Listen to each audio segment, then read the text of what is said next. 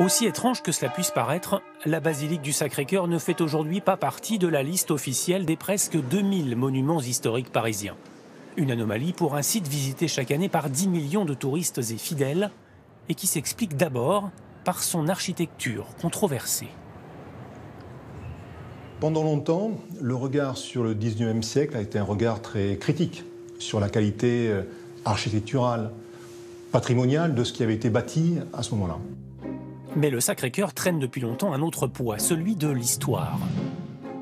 Sa construction a été décidée après la défaite de 1870 contre les Prussiens, pour expier les erreurs du passé. Mais un an plus tard, c'est la Commune de Paris. Et avant même que la première pierre ne soit posée, l'endroit est le théâtre d'un épisode sanglant. C'est là que le peuple s'empare des canons de l'armée. 25 000 communards seront massacrés en représailles. Pour les défenseurs de la Commune, la basilique insulte donc sa mémoire. Là, on est en train d'honorer les bourreaux, mais on punit encore les gens de la Commune qui ont lutté pour une république universelle, pour une société d'égalité.